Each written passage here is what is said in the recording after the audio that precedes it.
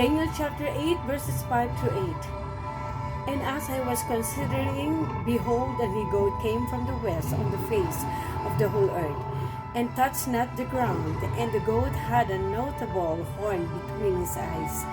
And he came to the ram that had two horns, which I had seen standing before the river, and ran unto him in the fury of his power. And I saw him come close unto the ram, and he was moved with choler against him, and smote the ram, and brake his two horns. And there was no power in the ram to stand before him, but he cast him down to the ground, and stamped upon him. And there was none that could deliver the ram out of his hand.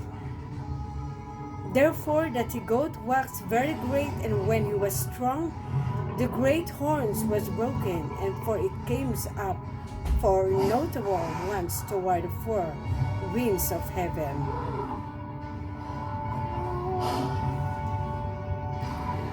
As I was considering,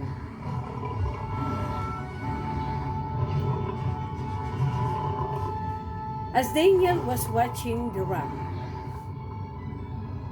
behold, an he-goat.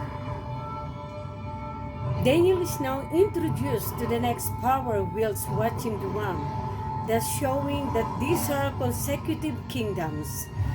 Once again, there is no guessing whose this is. For we are told in verse 21 that he-goat is the kingdom of Grecia or Greece, under the rulership of Alexander the Great.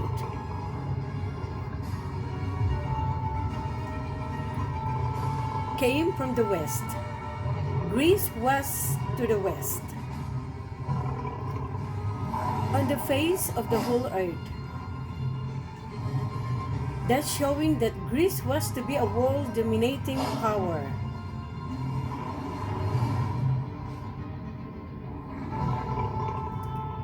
Touch not the ground.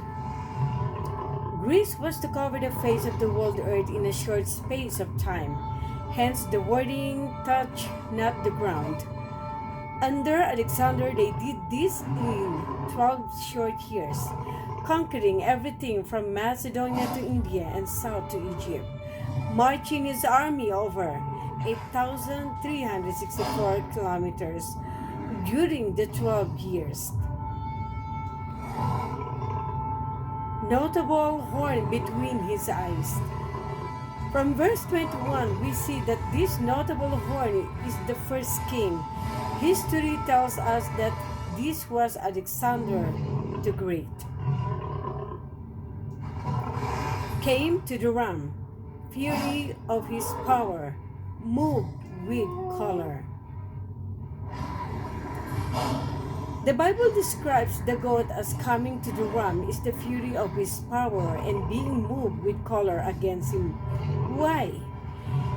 Here is a comment from Adam Clarke's commentary on Daniel's to show the reason. Speaking of Alexander, he says, subdued Persia and Media, sacked and burned the royal city of Persepolis, the capital of the Persian Empire, and even in its ruin, it is one of the wonders of the world to the present day. This he did because he was moved with choler against Darius, who had endeavored to draw off his captains with bribes, and had labored to induce some of his friends to assassinate him. Alexander, finding this, would listen to no proposals of peace, and was determined never to rest till he had destroyed Darius and his whole empire. In Media, Darius was seized and made prisoner by some of his own treacherous subjects, and afterwards basely murdered. Adams Clarke commentary on Daniel, page 597, 1823/24.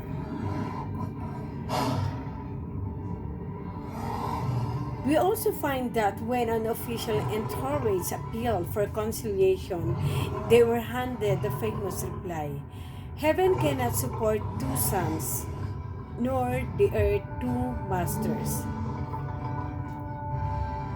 From the rest of verse 7, it is easy to see that Alexander utterly destroyed the Medo-Persian Empire. For the Bible says that he smote the ram, break his two horns, no power in the ram, cast him down, stamp upon him, none that could deliver the ram.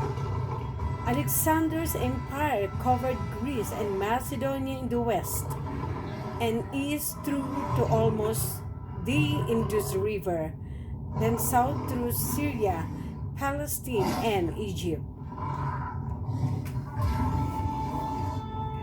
Therefore, the Tigoth was very great.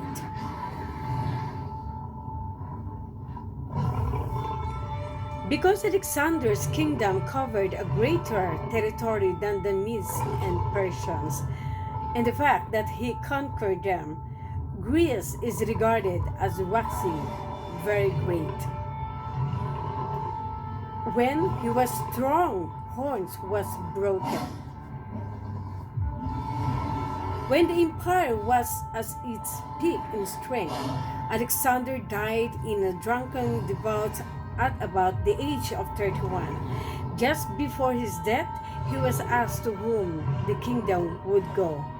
The reply came back that it would go to the strongest. For it came up for notable ones. In verse 22, we see that these four notable horns are four kingdoms. There were not to stand up in the power of Alexander. That is, they did not have to conquer land that was unconquered, to extend their territory, and not one man was to rule all.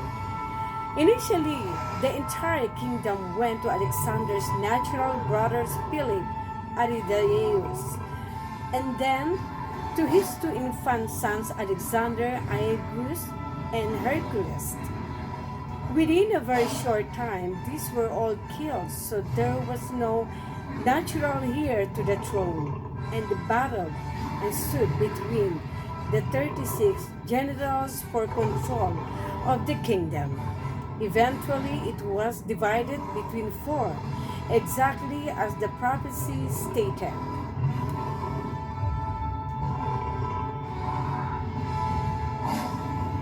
These were Cassander, who had Macedonia and Greece in the west, Lysimachus, who had Thrace and a large part of Asia Minor in the north, Ptolemy, who had Egypt and a part of Syria in the south, Seleucus, who had the bulk of the Persian Empire from Syria eastward, towards the four winds of heaven. That is, towards the 4 points of the compass, north, south, east, and west. Jeremiah chapter 49, verse 36.